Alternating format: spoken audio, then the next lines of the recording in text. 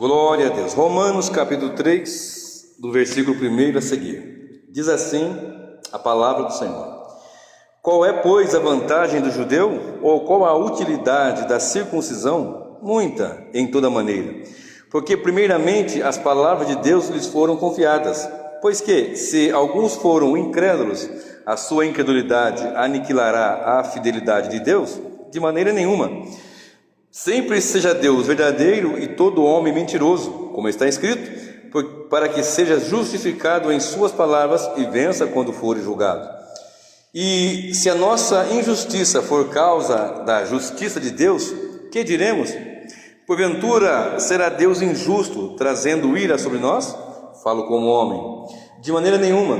De outro modo, como julgará Deus o mundo? Mas se pela minha mentira abundou mais a verdade de Deus para a glória sua, por que sou eu ainda julgado também como pecador? E por que não dizemos, como somos blasfemados, e como alguns dizem que dizemos, façamos males para que venham bens? A condição desses é justa. Pois que somos nós mais excelentes? De maneira nenhuma. Pois já dantes demonstramos que tanto judeus quanto gregos, todos estão debaixo do pecado. Como está escrito, não há um justo, nenhum sequer. Não há ninguém que entenda, não há ninguém que busque a Deus. Todos se extraviaram e juntamente se fizeram inúteis. Não há quem faça o bem, não há nenhum só. A sua garganta é um sepulcro aberto. Com as suas línguas tratam enganosamente. Peçonha de áspide estão debaixo de seus lábios, cuja boca está cheia de maldição e amargura. Os seus pés são ligeiros para derramar sangue. Em seus caminhos há destruição e miséria, e não conhecem o caminho da paz. Não há temor de Deus diante dos seus olhos. Ora, nós sabemos que tudo o que a lei diz, aos que estão debaixo da lei, o diz para que toda a boca esteja fechada e todo mundo seja condenável diante de Deus. Por isso, nenhuma carne será justificada diante dele pelas obras da lei, porque pela lei vem o conhecimento do pecado. Mas agora se manifestou sem a lei a justiça de Deus, tendo o testemunho da lei e dos profetas, isto é, a justiça de Deus pela fé em Jesus Cristo, para todos e sobre todos os que creem, porque não há diferença, porque todos pecaram e destituídos estão da glória de Deus, sendo justificados gratuitamente pela sua graça, pela redenção que há em Cristo Jesus, ao qual Deus propôs para a propiciação pela fé no seu sangue, para demonstrar a sua justiça pela remissão dos pecados dantes cometidos sob a paciência de Deus, para a demonstração da sua justiça neste tempo presente, para que ele seja justo e justificador daquele que tem fé em Jesus. Onde está logo a vanglória? É excluída? Por qual lei? Das obras? Não, mas pela lei da fé. Concluímos, pois, que o homem é justificado pela fé, sem as obras da lei. E é porventura Deus somente dos judeus? E não é também dos gentios? Também dos gentios, certamente. Visto que Deus é um só, que justifica pela fé a circuncisão e por meio da fé a incircuncisão. Anulamos, pois, a lei da fé? De maneira nenhuma. Antes estabelecemos a lei. Amém? Pode sentar, meus irmãos. Glória a Deus.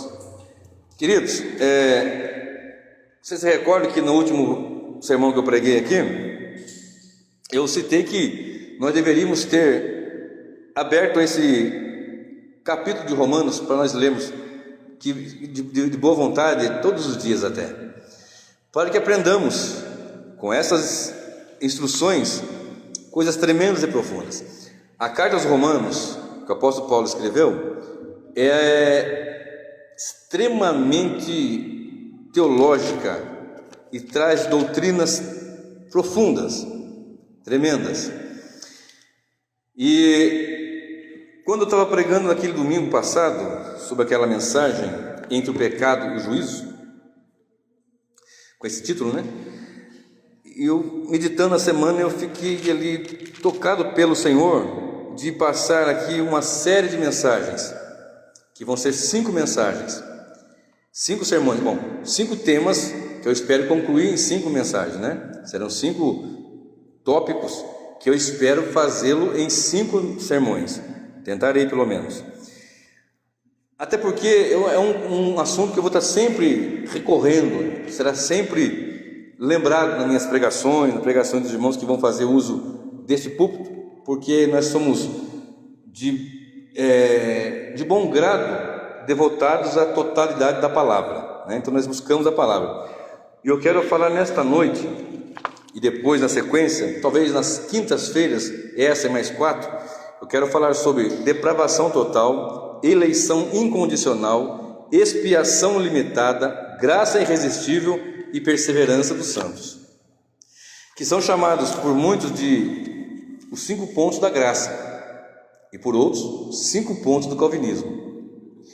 Porque quando eu estava meditando sobre isso daqui, hoje não vai ser naqueles moldes acadêmicos. Eu não vou dar uma aula aqui, uma instrução nos moldes acadêmicos, mas uma pregação tentando expor de forma bem simples, bem singela, panorâmica, trazendo essas verdades, e à medida que fomos amadurecendo, nós vamos aprofundando mais nessa temática, amém? Para que tenhamos base, que muitas vezes nós não temos base, a questão é basilar, não tem base, não tem doutrina. Quando nós temos boa doutrina, nós temos boa base, e quando temos boa base, somos firmes, né? Como uma construção, temos boa base, somos firmes. Embora num pequeno, num trabalho iniciando, nós precisamos já iniciar também essas grandes verdades, introduzindo-as, se bem que eu venho fazendo isso há tempos, mas introduzindo um pouquinho mais, para que nós entendamos o que é isso. Eu li o versículo 1 até o versículo 31, ou seja, o capítulo todo, e na verdade eu não vou fazer a exposição do capítulo todo. Eu quero ainda uma outra ocasião, mais para frente, fazer uma exposição total do livro de Romanos, se bem que dá para falar muita coisa, né? Dá para levar o ano inteiro, você não conclui a carta aos Romanos. Se você passar, se for fazer uma exposição mesmo ali, você vai o ano todo, você não conclui, né? Então você tem que estar sempre passando, o que não foi numa vez vai na outra, o que não abordou numa mensagem aborda numa outra. E se você observar, do versículo 1 até o versículo 9, você tem que sempre que voltar ao capítulo anterior, às vezes para você entender melhor como é que é, mas Paulo está dizendo aqui sobre os judeus e os gentios, é a questão do pecado. Se a vantagem em ser judeu, se a desvantagem em ser judeu, e como é que é isso, como é que não é. Não, claro que é vantagem, porque a lei, o Messias veio da linhagem dos hebreus, etc., dos judeus. Aí quando chega no versículo 9, diz assim: pois que somos nós mais excelentes, nós quem? Judeus? De maneira nenhuma, pois já dantes demonstramos que tanto judeus como grego, todos estão debaixo do pecado. Seja judeu, seja grego, todos estão debaixo do pecado. Então eu não vou fazer a exposição do verso 1 ao verso 9, mas eu quero partir do versículo 10, que é uma citação do Salmo 14, e que diz assim: como está escrito, não há um justo, nenhum sequer. Salmo 14 e o Salmo 53 fala isso. Vamos lá rapidamente, só uma passadinha rápida ali, ó, no Salmo 53 e o Salmo 14. Vamos no 53 que eu achei primeiro aqui. Disse o nécio é louco, né? No seu coração, não há Deus. Tem se corrompido e cometido abominável iniquidade. Não há ninguém que faça o bem. Deus olhou desde os céus para os filhos dos homens para ver se havia algum que tivesse entendimento e buscasse a Deus. Desviaram-se todos e juntamente se fizeram imundos. Não há quem faça o bem, não há nenhum sequer. Deixa eu parar por aqui. Agora vai lá para o Salmo 14. Volta, vai lá para trás lá. Salmo 14 agora. Olha só. Salmo 14. Olha só o que diz. Aqui está Salmo 14. Disse o nécio no seu coração, não há Deus. Tem se corrompido, fazem-se abomináveis em suas obras, não há ninguém que faça o bem. O Senhor olhou desde os céus para os filhos dos homens, para ver se havia algum que tivesse entendimento e buscasse a Deus. Desviaram-se todos e juntamente se fizeram imundos. Não há quem faça o bem, não há sequer um. Então Paulo fala aqui em Romanos, verso 10 do capítulo 3, uma citação que foi dita ali no Salmo 14 e também no Salmo 53. certo? Então ele apresentou assim, ó, como está escrito. Aí ele citou o que está escrito, e é uma situação que nós temos que entendê-la com os olhos bem focados na doutrina, porque o que é doutrina, né? Antigamente não, hoje ainda se fala doutrina para muitas pessoas. As pessoas pensam que doutrina é uso e costume. Alguém chega e pergunta assim, todo dia vamos falar que perguntaram para ele se aqui tem doutrina, ou se tem culto de doutrina, né? Aqui é todo dia tem doutrina, porque toda mensagem é mensagem com doutrina, com base nas escrituras, seja pregando na terça, na quinta, no domingo, seja eu, seja o irmão Sérgio, doutrina, instruções da palavra do Senhor, né? E para muitos doutrina é corte de cabelo, usar saia, terno que não é rachado. Na minha época de moço, né, apesar de não ser tão velho, mas na minha época de moço, lá para trás, não podia usar terno com abertura no lado, atrás não podia, porque daqui os ternos, quem usava terno assim era o capeta, né? O capeta que usa terno rachado assim. Eu queria ver de onde tiraram uma foto do capeta com o terno rachado, né? Uma vez eu estava de cavanhaque, não pode usar cavanhaque, porque o cavanhaque é o capeta que usa. Você entendeu? Então são coisas que... O que acontece isso? Isso acontece por causa de falta de doutrina, por causa da palavra, entendeu? Uma vida santa, ela vai exteriorizar o que está lá dentro. É verdade que uma mulher santa, que um homem santo, ele vai se portar e se vestir com decência, com ordem, é evidente, né? Mas não é isso que torna ele lá dentro, é isso que está lá fora que mostra que está lá dentro, é diferente, é o contrário, né? Então, quando não há doutrina, numa base, começa a complicar. Observe, eu quero falar alguns nomes aqui, que eu não sei se é do conhecimento, mas vocês vão sempre estar me ouvindo falar desses assuntos, de modo que vai se tornar familiar no correr dos dias, no correr dos meses, correto? Como eu disse agora há pouco, não é uma instrução nos moldes acadêmicos, é uma mensagem panorâmica, para que nós entendamos com clareza o que eu quero passar para a igreja nesta noite. Quando a Bíblia fala assim, não há um justo sequer, não há quem busque a Deus, a Bíblia está sendo enfática em dizer que o homem é pecador e pecador de fato, como nós lemos aqui no versículo 9. Tanto judeus quanto grego, todos estão debaixo do pecado. Então não adianta a pessoa bater no peito, não, eu sou judeu, eu sou da linhagem de Abraão, sou hebreu de hebreus, como, né? Não. Todos estão debaixo do pecado. Não, mas eu nasci num lar que minha mãe, meu pai, meu avô, minha bisavó, todo mundo é crente. Todo mundo está debaixo do pecado. Não tem como. Correto? Então, teve um monge britânico chamado Pelágio. E ele desenvolveu na sua teologia algo assim, vou deixar bem simples para os irmãos entenderem. Ele colocou algo assim na igreja. Ele era um bispo e ele deixou algo assim, que o pecado atingiu, o pecado original não passa para os demais seres humanos. O pecado original atingiu tão somente Adão, quando ele pecou. Isso na teologia de Pelágio, esse bispo britânico. Não, o pecado atingiu apenas Adão. O que aconteceu após Adão, na mente dele, é que as pessoas tiveram um mau exemplo de Adão. Por exemplo, Caim e os demais outros que foram pecando, tiveram a observância do mau exemplo de Adão e erraram e pecaram, mas não pecaram porque Adão pecou. Então ele não entendia que, porque a palavra nos informa lá em Romanos 5,12, né? Por causa de que um homem pecou, a morte passou a todos, por isso todos pecaram. Ele não entendia isso. Entendia assim, não, isso atingiu somente Adão. Então, os demais outros podem fazer uso de uma liberdade para pecar ou não. Observe. Pelágio foi considerado culpado de heresia pelos bispos de Roma, né, em 417 até 418 depois de Cristo. E pelo concílio de Éfeso também ele foi considerado um herege por negar o pecado original. Ele não entendia que isso era assim. Não existe pecado original. Só Adão pecou e atingiu ele. Os demais que pecam porque observam o seu mau exemplo, né? Então, ele não reconhecia que a graça de Deus é essencial para a salvação. Pelágio ensinava a ser possível viver uma vida sem pecado fazendo uso do livre-arbítrio. Então, na mente dele, dá para viver sem cometer o pecado fazendo uso do livre-arbítrio. Isso é a ideia que Pelágio passou. Então, ele foi confrontado pelos demais irmãos, pelos bispos, dizendo: não, você está errado. O pecado nos atingiu profundamente. E, de fato, o pecado nos atingiu de tal maneira que atingiu o nosso livre-arbítrio também. É uma coisa que eu tenho que passar e começar já a ensinar a igreja desde então, desde já. Porque a Bíblia nos ensina que nós estamos, os sem Cristo, que estão sem o Senhor, sem o perdão de Cristo, estão mortos em ofensa. E eu lhe pergunto, como sempre faço, o que um morto tem de liberdade? Nenhuma. Vamos lá.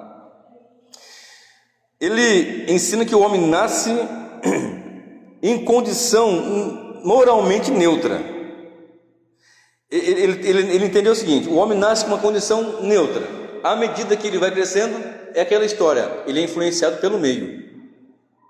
Então ele não é mau. Tem a questão do pecado que atingiu, mas ele consegue ainda usar do seu livre-arbítrio para pecar ou não. Perfeito? Essa era a mentalidade de Pelágio, que foi refutada. Aí surgiu uma outra linha que nós chamamos de semi-pelagiana, que eles entendiam assim que o pecado, o ser humano foi atingido, o ser humano é salvo exclusivamente por Deus, mediante a graça, mas de maneira que o homem também coopera para a salvação. Então deixa eu recapitular aqui. Pelágio falou assim: o homem, a queda de Adão atingiu só ele, ficou um mau exemplo para os pecadores. Nós podemos pecar ou não pecar. O semi-pelagiano diz assim: não, só Deus salva pela graça misericordiosa, porém o homem pode cooperar com a salvação. E isso se chama, nós temos uma palavra também que eu quero já começar a introduzir, embora já tenha usado algumas vezes, mas quero ir falando para já ficar familiar aos nossos ouvidos, que é a palavra monergismo e sinergismo. Correto? Mono vem de um e sinergismo vem de duas. Monergismo, uma força agindo para a salvação. Sinergismo, duas forças. Deus age, o homem coopera. Isso na ideia do semi-pelagiano. Então Deus age para a salvação e o homem coopera com essa salvação. Isso é o que eles pensavam, eles entendiam. Até hoje muitos pensam assim. Mas havia um outro bispo também, chamado Agostinho, Aurélio Agostinho, que era natural de Targaste, na Argélia.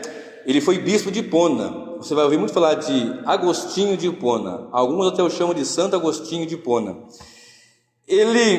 Nós o reputamos como pré-reformador, porque a reforma protestante deu-se o seu estopim a partir do dia 17 do mês de outubro de 1517, aliás, melhor dizendo, 31 de outubro de 1517, mas esse servo de Deus já tinha entendido que o homem não tem como cooperar com a salvação, visto que, se ele pecou e está morto em ofensa e pecado, estando morto em ofensa e pecado, quem opera é Deus.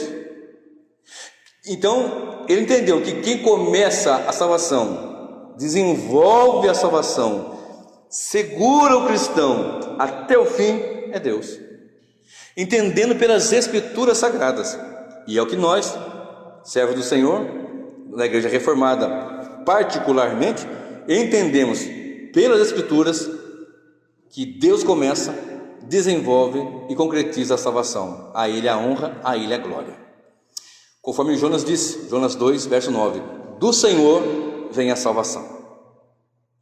Então, Isaías 42, versículo 8 diz assim: eu sou o Senhor, este é o meu nome, a minha glória não darei a outro, nem o meu louvor às imagens de escultura. Deus não divide a glória dele. Essa glória da sua deidade, da sua ação salvadora, não divide com ninguém. Agora observe, Agostinho, os seus escritos, ele contribuiu muito para a formação das doutrinas reformadas. Lutero, que foi a primeira linha dos reformadores, então Agostinho nós chamamos dos pré-reformadores. Lutero, Martinho Lutero, já dos reformadores, e uma segunda turma que veio depois, que é o próprio João Calvino, que começou ali a pregar e a ensinar desta forma. Ponha os seus olhos agora em Romanos 3, verso 10. Vamos lá? Romanos 3, 10. Aí do ladinho você está com a Bíblia aberta. Aliás, sempre mantenha a sua Bíblia aberta. Sempre. De preferência, traga papel e caneta. De preferência, né? Dá na mão já, papel e caneta. Aí, ó, o Monciel está ali, ó. Papel e caneta. Romanos 3, verso 10 diz assim: como está escrito, não há um justo sequer, nenhum. Não há um justo sequer. Aqui, amados, começa a desenrolar, a mostrar um raio-x da humanidade sem Deus. Começa a mostrar que o ser humano é pecador e pecador profundamente. Se está dizendo não há nenhum justo e ninguém que busque a Deus, então como é que Pelágio diz, não, o homem consegue cooperar? Não consegue. Porque o texto diz, eu não quero o que Pelágio diz, eu não quero o que Martinho Lutero diz, eu quero o que a Escritura diz. Se o que eles falam está condizente com o que a Escritura diz, falamos igual. Porque aonde a Bíblia não tem voz, nós não devemos ter ouvidos. Guarda isso também. Onde a Escritura não tem voz, nós não temos ouvido. Então observe, nós vamos citar aqui Martinho Lutero, Calvino, vamos falar de outros homens da atualidade, mas a nossa pregação é Cristo. Amém? A nossa pregação é Cristo. Nós falamos contexto, como eu estou falando aqui em poucas palavras, rapidamente, conceitos ou questões históricas, para entendermos o que vem acontecendo na igreja. Porque você olha na placa, está escrito ali, ó, Igreja Missionária à Volta de Cristo, lá embaixo, Igreja Reformada. Por que reforma? Porque a igreja, o Evangelho foi distanciando-se, a igreja foi distanciando-se, o Evangelho foi perdendo as características. A igreja de Roma abraçou ali a partir do 3º século, ou do 4º século, do ano 300, e foi tomando uma outra característica. Não era mais a igreja, virou aquilo que vocês sabem que virou: adoração a ídolos, venda de indulgência, tantas e tantas coisas, que a igreja foi perdendo as características de igreja, a noiva foi perdendo as características. Só que sempre você vai encontrar joio e trigo, e no meio daquele joio todo havia trigo ali. Eles não estavam suportando mais, eles não suportavam mais aquela situação de ver aquela igreja daquele jeito, né? O sistema papal, não vou falar agora todos os pontos históricos, até porque meu tempo não permite, mas foi tudo aquilo que aconteceu. E aí começou aquele dia 17 do mês de outubro de 1500, dia 31 de outubro de 1517, quando Martinho Lutero foi lá e colocou na Catedral de Wittenberg as 95 teses, protestando. Daí veio o nome protestante. Aí houve a necessidade de ocorrer uma reforma no meio da igreja, por isso ser chamada de Igreja Reformada. E nos dias atuais, nós não estamos precisando disso de novo, gente. Vamos ser sinceros? Não está precisando, irmão? Não tem lugar que você chega assim, você não sabe se é uma igreja ou se é uma discoteca. Eu falo discoteca porque é da minha época, né? Que hoje é boate, né? Você entra numa igreja tudo preto. Aqui tem umas coisas pretas porque era da academia, o dono não pintou ainda, tá? Tá tudo beijinho, branquinho. Mas era tudo preto. E luz piscando, e pisca daqui, e pisca dali, canhão de luz, e globo espelhado, e bolinha de sabão, e fumaça levantando de gelo seco, que negócio todo, e povo pula, blá, blá, blá. Esses são os elementos de um culto a Deus? Essa é a grande questão. Nós temos os elementos na palavra. Não, mas acontece que a igreja que eu estou faz 60 anos, 70, 80 anos, nós vamos fazendo assim, então está fazendo 60, 70 anos errado. Entendeu? E às vezes nós ficamos olhando assim, meu Deus, precisa de uma reforma atual. As pessoas estão pegando o Evangelho, não se prega mais a cruz, o sangue, a volta do Senhor, só prega a riqueza, a prosperidade, a riqueza. Não é verdade? Você não tem visto isso? Quando você liga a televisão, por acaso, você já ouviu, seja sincero, vocês estão aqui, quando porventura, eu não consigo nem assistir, mas se por acaso você estiver lá mexendo na televisão e chegar no horário que está aqueles pregadores da televisão lá, vocês já ouviram falar que a volta do Senhor, não sei o quê? Não, é dinheiro, riqueza, dinheiro, riqueza, dinheiro, riqueza, dinheiro. Não é? Mas nós não gostamos de miséria, ninguém gosta de miséria, nós queremos, mas clamamos ao Senhor que nos dê saúde, nos dê trabalho, nos dê emprego, e vamos trabalhar, e vamos estudar, para ter nosso sustento. Mas ali não, ali é um passo demais. Você chegou, o Evangelho agora você tem você é impedido de ser cristão e passar aperto, na mente desse. Por isso há essa necessidade de uma reforma nos dias atuais. Então observe, se o texto está dizendo não há um justo, é porque não há. Não há um sequer, e é enfático. Então a situação do pecado é uma situação pesarosa, que atingiu profundamente. Verso 11: não há quem entenda, não há ninguém que busque a Deus. Você está entendendo como é que é sério a coisa? Não há ninguém que busque a Deus. Pastor, mas como nós estamos buscando? Eu vou explicar no decorrer destas séries, dessas instruções, que eu lhe convido a não perder, e lhe convido a convidar outras pessoas para que venham ouvi-la também. Embora vai para a internet, mas nada melhor do que você ouvir, se puder, ao vivo e a cores, né? Então o texto está dizendo, não há um justo sequer, não há quem busque a Deus, não há quem busque, não há ninguém que entenda. Verso 12: todos se extraviaram. Algumas versões falam, e a uma se fizeram inúteis. A minha diz, e juntamente se fizeram inúteis. Não há quem faça o bem, não há um só. Aí vem dando aqui outras características do ser humano em pecado. A sua garganta é um sepulcro aberto, só pronuncia morte, só coisas tenebrosas. Com a sua língua tratam enganosamente, peçonha de áspide está debaixo do seu veneno, debaixo dos seus lábios, cuja boca está cheia de maldade e amargura. Seus pés são ligeiros para derramar sangue, em seus caminhos há destruição e miséria, e não conheceram o caminho da paz. Não há temor de Deus diante dos seus olhos. Ora, nós sabemos que tudo que a lei diz aos que estão debaixo da lei, o diz para que toda a boca esteja fechada e todo mundo seja condenável diante de Deus. Como eu falei, numa outra ministração, eu vou explicar sobre a questão da lei. A lei é santa, é justa e é boa, mas qual é a função da lei? Hoje eu não vou fazer isso, mas no outro dia eu vou explicar bem essa função da lei, para você entender o que a lei aponta. A lei sempre vai apontar para Cristo. Aliás, procure desde já também ler as Escrituras, buscando ver Cristo em cada página. Se você buscar ler as Escrituras, você vai ver Cristo em cada página. Pastor, só para ilustrar melhor, para me entender melhor, dentro do contexto da narrativa do Senhor, significa que é a ação do homem que provoca a criação da lei. De certa forma, Deus quis mostrar, Deus quis dar a lei. Vou falar assim numa outra situação, mas já que você perguntou, Deus deu a lei, e a lei, o próprio texto nos mostra em outras passagens aqui, que a lei é santa, ela é boa, só que o homem não conseguia cumprir a lei. Essa é a grande verdade. A lei consistia de 318 preceitos. Alguns eram para mulher, outros eram para sacerdote, mas a lei consistia de 318 preceitos, dos quais o homem não conseguiu, mas ela mostrou. Por exemplo, Paulo fala, né? Eu não conheceria o desejo, como é que fala? A cobiça, se a lei não dissesse, não cobiçarás. Então a lei veio mostrar o que havia de ruim no homem, que ele não conseguia se arrumar diante de Deus pela lei.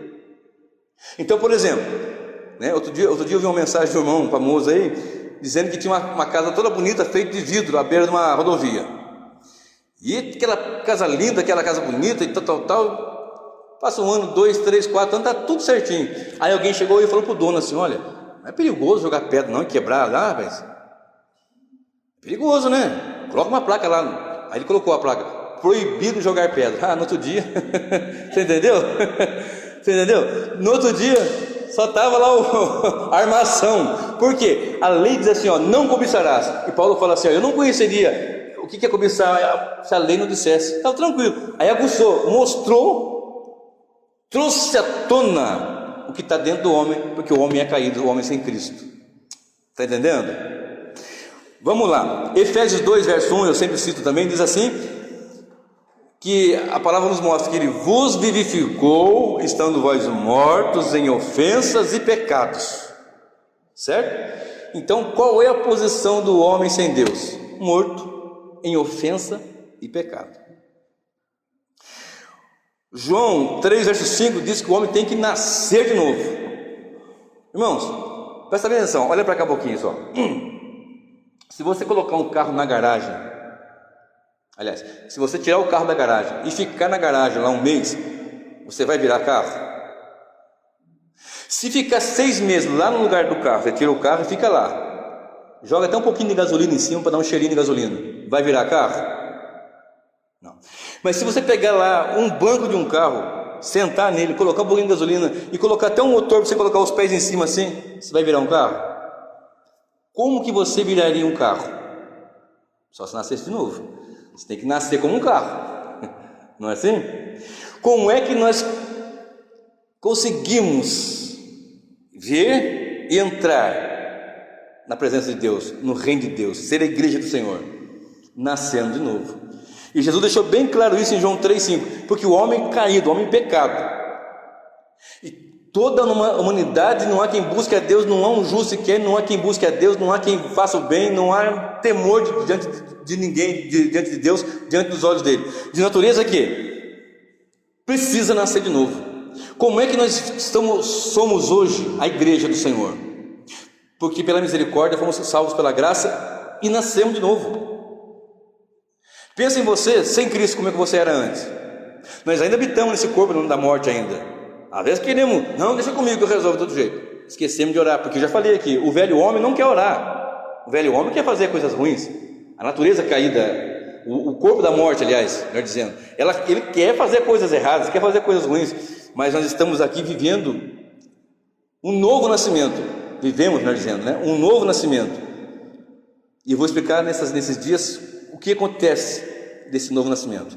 Hoje eu quero deixar bem claro, eu falei um pouco domingo, mas hoje eu quero deixar bem enfático, que o homem sem Deus, ele está morto em ofensa e pecado, e o homem sem ação de Deus não consegue buscar a Deus. É tremendo isso. Nós estamos aqui, meus queridos, pregando, adorando, cantando, louvamos o Senhor aqui com várias canções, aplaudimos, sentimos alegria, outras vezes choramos, outras vezes levantamos as mãos com alegria, com regozijo, tudo isso porque o Senhor nos alcançou. Se não fosse a mão de Deus, se não fosse o agir de Deus, esse monergismo, Deus que foi até nós, Deus que foi até nossas vidas, Deus que nos alcançou, depravação total, é o título da mensagem de hoje, depravação total. Olha só, 1 Coríntios capítulo 6, 1 Coríntios capítulo 6, do 9 ao 11. 1 Coríntios capítulo 6, do verso 9, o verso 9 e 11. Não sabeis que os injustos não hão de herdar o reino de Deus? 9 e 10. 1 Coríntios 6, 9 e 10. Não sabeis que os injustos não hão de herdar o reino de Deus? Não erreis.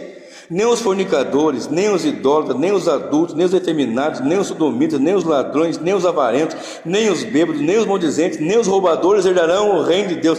Aí dá para seguir aqui ainda, voltando um pouquinho os versículos e seguindo adiante com os versículos ainda. Então você olha aqui, nenhum justo, e a Bíblia fala assim, o que o texto disse agora há pouco? Não há um justo sequer, não há quem busque a Deus, não há quem faça o bem, e o texto diz, nenhum injusto vai herdar o reino de Deus. Então nós temos que ficar bem atento a isso e glorificar a Deus pela grandeza da salvação, por uma tão grande salvação. Olha só o que diz o versículo 11: e é o que alguns têm sido, mas haveis sido lavados, mas haveis sido santificados, mas haveis sido justificados em nome do Senhor Jesus e pelo Espírito do nosso Deus. Então, nenhum justo, nenhum vai herdar o reino de Deus, mas vocês já foram, não erreis, fornicadores, idólatras, adultos, efeminados, ninguém vai herdar o reino de Deus.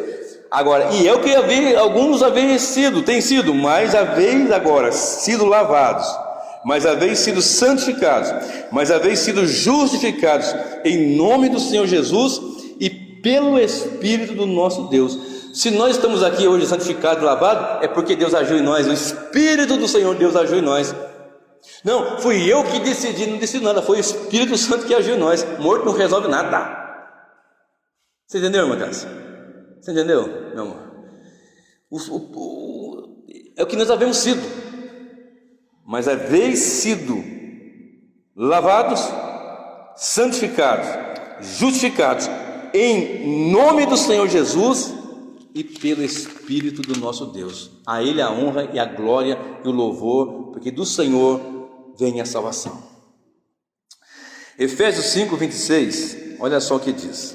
Efésios capítulo 5, versículo de número 26, diz assim a palavra do Senhor. O texto do versículo 22 a seguir fala sobre as mulheres, os maridos, deveres, etc e tal. O homem tem que amar a mulher e assim, e a mulher o homem é o cabeça e tal. E quando chega no versículo 26 diz: para a santificar. Vou ler o 25. Vós, maridos, amai vossas mulheres, como também Cristo amou a igreja, e a si mesmo se entregou por ela, para a santificar, purificando-a com a lavagem da água pela palavra.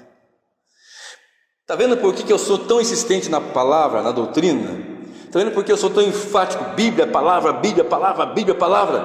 Porque não existe outra forma, não tem outra. Qual é a estratégia para a igreja crescer? E tem aquelas situações assim meio mirabolantes, né? De crescimento de igreja, projetos, né? Que é aqueles esquemas que inventam aí, né? Fórmulas para crescimento. É oração e palavra, gente. Claro, evangelismo, tudo, mas a oração e a palavra é a base, e a palavra é que nos vai fazer estar forte, firme para seguirmos com a vida como igreja, enquanto igreja, né? Irmãos, o pecado, ele nos atingiu mas profundamente. Então fique bem atento às palavras. O pecado nos atingiu profundamente. Olha só o que diz Abacuque, capítulo 1, versículo 3. Lê na sua versão para mim, irmão Célio. A sua versão é diferente da minha, eu quero ver na sua. Abacuque 1 e o verso 3. 3. Abacuque 1, 3. Olha só. Por que me mostras a iniquidade e me fazes ver a opressão? Pois a destruição e a violência estão diante de mim. A contendas e o litígio se suscita. Olha só. Olha a situação que o profeta começa ali. Se você for estudar, se você for ler essas passagens, você vai ver coisas tremendas, desde os profetas, coisas terríveis que foram sendo apresentadas, de modo que Pastor Pimentel, o 4 dá mais ênfase ao 3. dá mais ênfase, né? Por esta causa, A lei se afrouxa a lei se afrouxa e o juízo e a justiça nunca se manifesta. exata. Porque o perverso cerca o justo, a justiça é torcida. Olha, a mim fala assim, o verso 4: porque por esta causa a lei se afrouxa e o juízo nunca se manifesta, porque o ímpio cerca o justo e o juízo se manifesta torcido. Agora olha o versículo 13: tu és tão puro de olhos. Olha só, falando de Deus, o Senhor.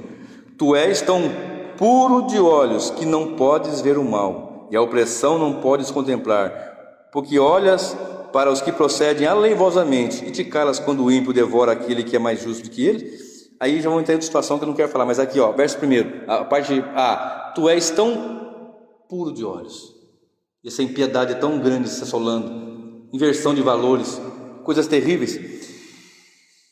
A Bíblia chama de filhos da ira. Olha só Efésios 2, verso 3.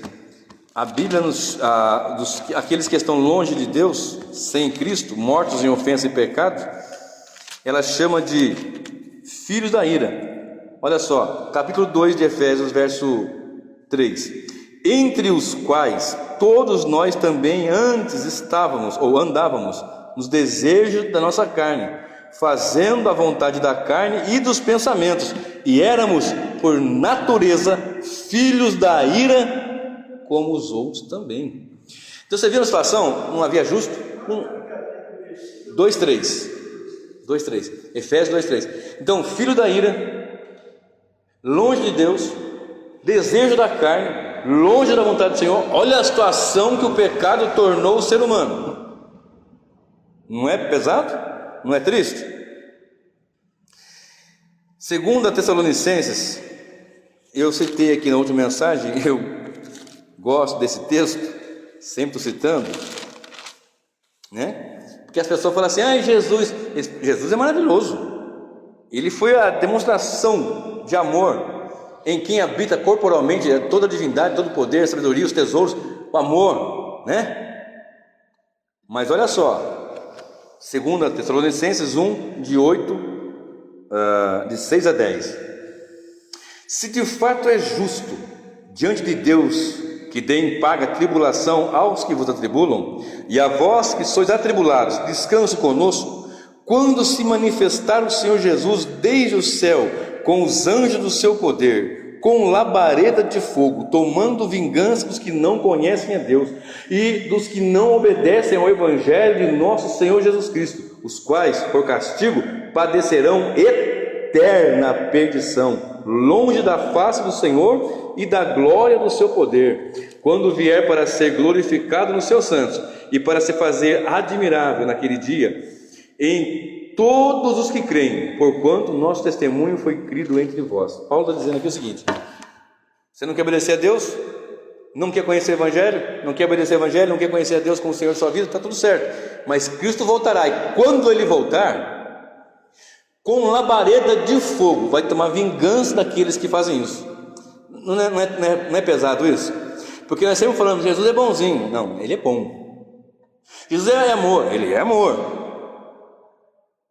Mas se nós estivermos nele, nós estamos livres da ira, mas longe dele estamos debaixo da ira.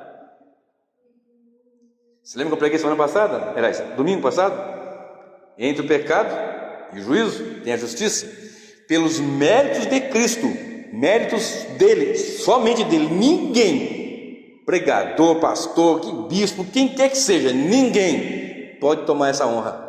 Pelos méritos dele, se fez em nosso lugar, se fez pecado por nós, foi até a cruz, morreu no meu lugar, no seu lugar, para pagar, para comprar e para pagar, porque ele comprou e pagou caro.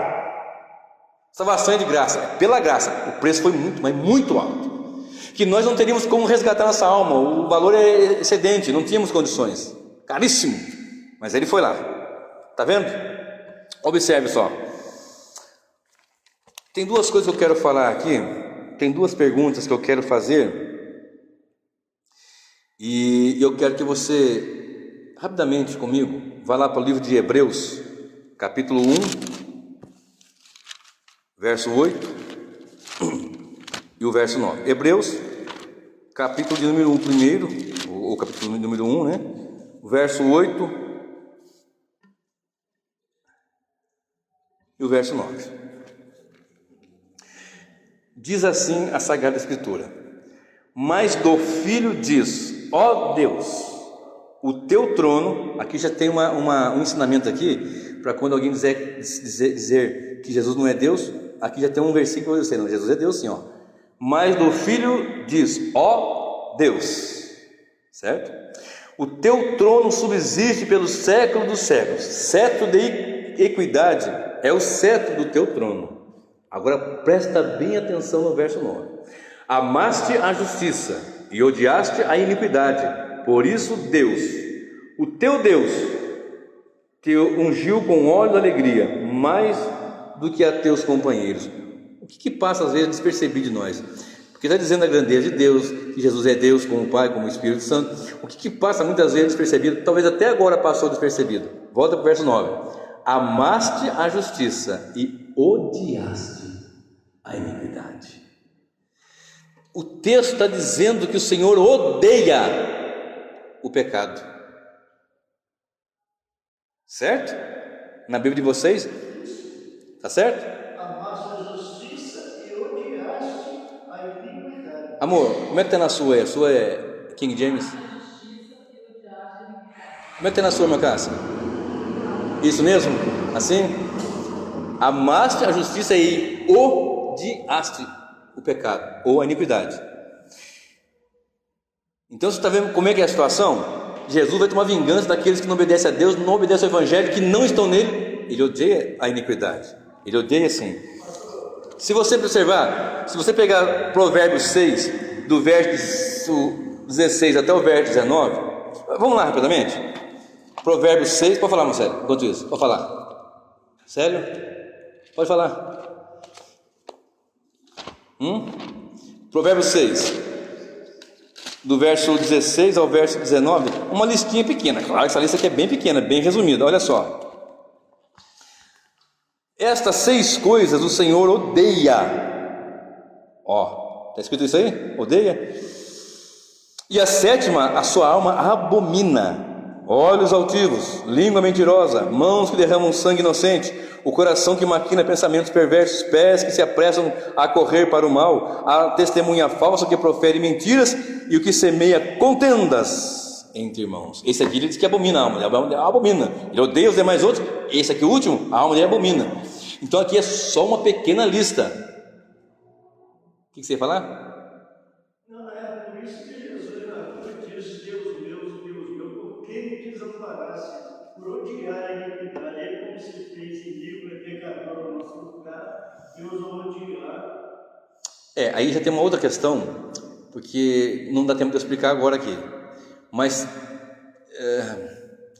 na sequência ele fala: Pai, em tuas mãos, né, está acostumado, em tuas mãos entrega o meu espírito. Então, na verdade, Deus estava com ele o tempo todo. O problema é que o pecado foi lançado sobre ele. Algumas pessoas falam assim: olha, ele se fez pecador, mas o pecado, agora Deus, aquilo de peso lá, gente, é um negócio que foi.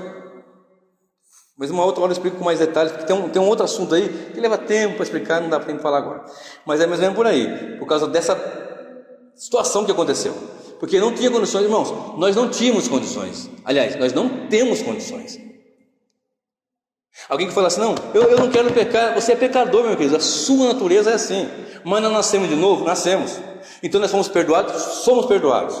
Ponto. E como é que nós vamos fazer para manter na presença de Deus? Como é que eu faço para ficar firme? Na próxima semana, eu vou estar dando sequência. Na próxima quinta-feira, domingo, eu não vou pregar esse assunto. Domingo eu vou falar outra coisa. Na quinta que vem, eu vou dar sequência. Mas aqui tem uma pergunta que eu fiz: Deus odeia o pecado? Respondido na palavra? Respondemos? Deus odeia o pecado? Sim ou não? Sim? Respondido pela palavra. Agora, eu vou fazer uma outra pergunta, porque nós temos muita mania de ouvir alguém falar, e porque alguém fala, nós falamos também. Por exemplo, assim: no mundo tereis aflição, tem de bom ânimo, eu venci o mundo e vós vencereis. Não está escrito isso. Eu venci o mundo, ponto. No mundo tereis aflições, tem de bom ânimo, eu venci o mundo, ponto. Ou então, sabe, aquelas palavras que todo mundo fala assim, não é versículo bíblico, mas as pessoas pegam e falam: o cair do homem, o levantar de Deus. Não está escrito, não, está em algum lugar na Bíblia lá. Não está escrito isso, né? Não tem esse versículo. Então as pessoas costumam dizer o seguinte: Deus odeia o pecado. Provamos pela palavra, certo? Deus odeia o pecado. Aí nós falamos assim: e Deus ama o pecador. Não falamos assim?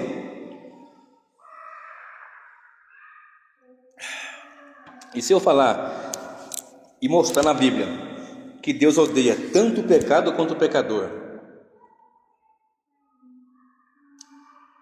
mas como então que Deus nos amou? Deus amou o mundo. Como é que eu posso conciliar? Deus amou o mundo, vinde a mim, vós estáis cansados e oprimidos. Como é que eu posso conciliar?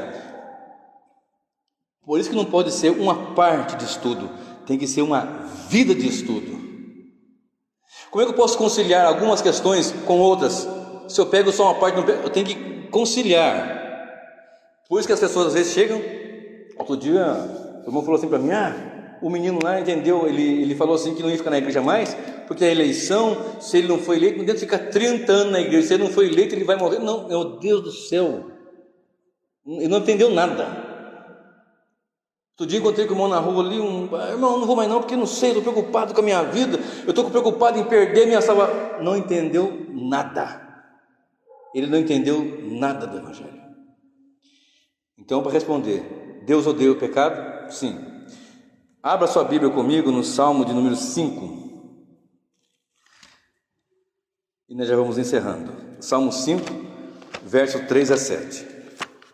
Salmo 5, verso de número 3 até o verso de número 7. Olha só o que diz a palavra do Senhor. Pela manhã ouvirás a minha voz, ó Senhor. Pela manhã apresentarei a ti a minha oração e vigiarei. Porque tu não és um Deus que tenha prazer na iniquidade, nem contigo habitará o mal.